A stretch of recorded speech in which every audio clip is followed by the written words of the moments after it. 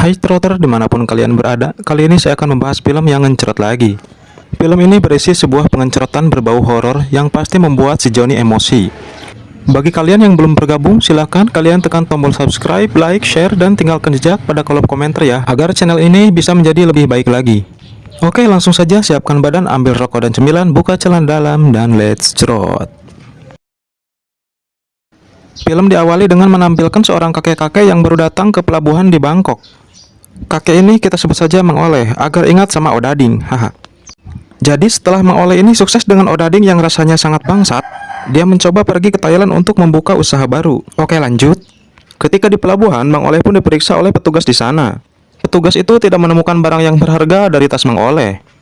Akhirnya petugas itu pun tertarik pada kalung yang dikenakan Mang Oleh dan meminta kalung itu untuk diperiksa. Kalung itu berisi sebuah cairan berwarna merah yang sebenarnya cairan pengikat wanita. Mang Oleh pun menjelaskan kalau itu hanyalah kalung biasa. Tiba-tiba petugas wanita ini malah menghirup ramuan tersebut sampai kebesekan. Karena baunya rada hangit, jadi petugas ini pun mengembalikan ramuan tersebut ke Mang Oleh. Ketika di jalan, tiba-tiba Mang Oleh digeprek oleh seorang pemuda. Pemuda itu lalu mengambil kalung milik Mang Oleh dan langsung kabur. Akhirnya Mang Oleh pun hanya bisa bobo manis di jalanan. Malam pun berganti poek. Terlihat petugas wanita yang menghirup ramuan tersebut sedang ketarajang sange. Ketika dia melihat selangkangannya, tiba-tiba dia melihat sosok jurig mirip Neng Kunti. Dia pun hanya bisa ngejerit sambil ngadengkak. Scene selanjutnya menampilkan seorang bos besar bernama Prawit yang sedang memberikan briefing kepada karyawannya. Si Prawit ini sangat tergila-gila kepada karyawannya yang bernama Pre. Dia seringkali menggoda karyawannya ini agar bisa melakukan pengencrotan. Tapi karena si Pre ini anaknya baik hati dan tidak sombong, dia pun sering menolaknya. Ya iyalah, emangnya aku cowok apaan? Di sini juga terlihat temannya Pre bernama Lek yang juga menyukai si Pre. Dia juga sama omesnya sama si Prawit yang sering mengintip si Pre. Suatu hari ketika si Lek lagi asik-asiknya membayangkan si Pre, tiba-tiba temannya datang. Dia menawarkan kepada si Lek sebuah ramuan pemikat wanita, yang ternyata itu adalah ramuan milik Mang Oleh yang dulu sempat dicuri oleh seorang pemuda. Dan dari tangan ke tangan sampailah ke teman si Lek ini. Karena si Lek sangat menginginkan si Pre, akhirnya dia pun menerima ramuan itu. Malam pun kembali poek. Si Prawit tiba-tiba menyuruh Pre untuk datang ke sebuah karaoke untuk melakukan pertemuan meeting. Sesampainya di lokasi, si Prawit bukannya ngajak meeting, malah ngegodain cewek yang ada di sana dan juga ngegodain si Pre. Untung aja si Pre ini mengajak si Lek, jadi si Prawit gak berani mesum. Karena ngerasa dibohongin oleh bosnya, akhirnya si Pre ini pamit dan pulang bersama si Lek. Di perjalanan pulang, si Pre ini mengajak si Lek untuk makan dulu sebagai tanda terima kasih karena dia telah menemaninya bertemu si Prawit. Tentu saja si Lek ini menerima ajakan si Pre. Di tempat makan, si Lek pun mengeluarkan ramuan yang dia peroleh dari temannya itu. Sambil membacakan sebuah mantra, ramuan pun dituangkan ke minuman milik si Pre, dan si Pre pun meminumnya. Di perjalanan pulang, ramuan pun mulai bereaksi. Si Pre pun mulai merasakan sagne yang sangat luar biasa. Melihat hal itu, si Lek pun mulai susar-sasar apa ya? Meraba-raba tubuh si Pre. Ketika tangannya mulai mencapai puncak gunung kembar, tiba-tiba si Pre pun malah terbangun. Akhirnya si Pre menyuruh si Lek keluar dari mobil dan pergi meninggalkannya. Si Pre pun merasa ada yang aneh dengan dirinya. Tiba-tiba muncullah sosok Neng Kunti dari jok belakang. Melihat ada jurig nongol, si Pre pun berteriak sekencang-kencangnya. Melihat mobil si Pre yang tiba-tiba berhenti, si Lek pun pergi menghampirinya untuk memastikan keadaannya. Tiba-tiba si Pre keluar dari mobil dengan bertingkah aneh.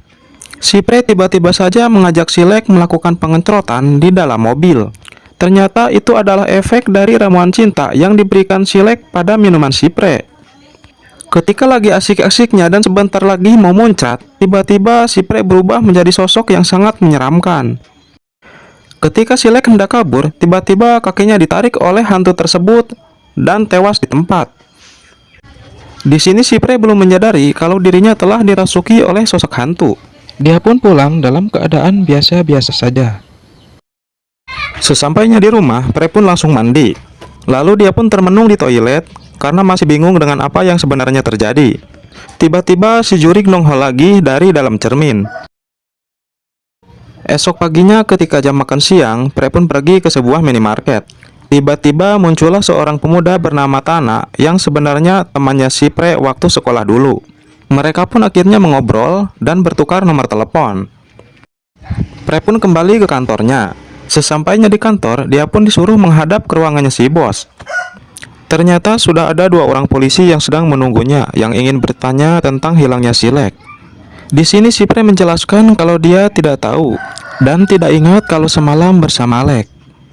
Karena si polisi terus menyudutkan si Pre, akhirnya bos Prawit pun membantunya dan menjelaskan kalau si Pre tidak tahu apa-apa. Setelah polisi itu pulang, bos Prawit pun mengajak si Pre untuk makan malam. Karena si Pre merasa hutang budi, akhirnya dia pun menerima ajakan si bosnya. Ketika makan malam, tiba-tiba si Prawit keluar hanya memakai anduk saja.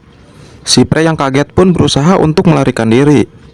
Tapi sayangnya si Pre keburu pingsan karena minuman yang diminum si Pre telah dicampur dengan obat bius oleh si Prawit.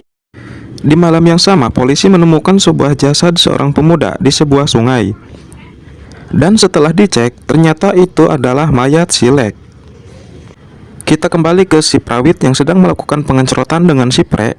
Ketika lagi asik-asiknya, tiba-tiba si Pre tersadar. Tiba-tiba si Pre pun terbangun dengan tingkah aneh. Dia malah semakin aktif ketika melakukan pengencerotan. Tiba-tiba ketika si Prawit menggunakan jurus ajul gedang, tiba-tiba si Pre malah berubah menjadi sosok yang sangat menyeramkan. Akhirnya si Prawit pun kocar-kacir tanpa menggunakan busana. Seperti biasa, si Pre pun tidak ingat apa-apa. Ketika hendak pulang, dia mendapat telepon dari pihak rumah sakit tentang kabar ibunya yang kurang baik. Dia pun segera bergegas pulang ke rumahnya. Sesampainya di rumah, Pre sangat terkejut karena melihat pamannya sedang bercinta dengan seorang wanita. Karena dia sangat kesal, akhirnya Pre pun mengguyur pamannya dengan seember air. Akhirnya Pre memutuskan untuk pergi ke sebuah hotel milik Tana untuk menenangkan diri. Dia pun bertemu dengan Tana dan ngobrol-ngobrol sampai larut malam. Pre yang sudah merasa agak tenang, akhirnya dia pun memutuskan untuk pulang ke rumahnya. Ketika hendak pulang, Tana menawarkan kepada Pre untuk menginap di hotelnya. Karena si Pre juga lagi galau, akhirnya dia pun menerima ajakan si Tana. Di kamar, si Tana pun mengajak si Pre untuk melakukan pengencerotan. Awalnya sih si Pre menolak, tapi karena si Tana terus merayunya, dia pun menerimanya. Akhirnya mereka pun melakukan pengencerotan sampai semalaman. Bangsat. Malam harinya terlihat Mang Oleh sedang berada di kantor polisi. Dia mengaku kalau dialah yang menyebabkan semua ini terjadi. Mang Oleh mengaku kalau dia telah membuat ramuan cinta yang mengandung kutukan. Barang siapa yang melakukan hubungan dengan orang yang telah meminum ramuan tersebut, maka dia akan mati. Esok paginya, Pre berencana akan mengundurkan diri. Tapi ternyata di kantornya sudah ada polisi yang sedang menunggunya.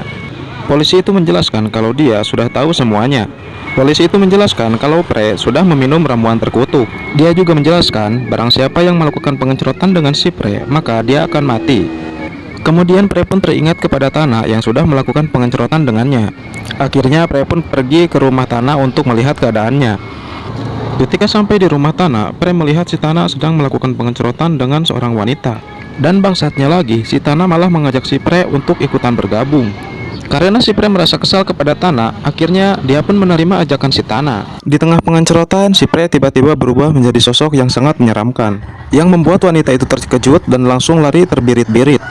Tana yang menyadari kalau ada yang tidak beres, dia pun membuka penutup matanya. Dan alangkah terkejutnya si Tana setelah dia mengetahui kalau dia melakukan pengencerotan dengan sosok yang sangat menyeramkan. Mampus. Akhirnya si Tana pun tewas dimakan oleh makhluk tersebut. Pre yang sudah dirasuki oleh makhluk itu pun akhirnya memutuskan untuk pergi dari kota tersebut. Dia juga mengirimkan surat kepada si polisi yang berisi kalau dia akan pergi jauh dari kota itu. Dan si polisi gak usah mencarinya lagi. Tamat, ending yang sangat mengencerotkan.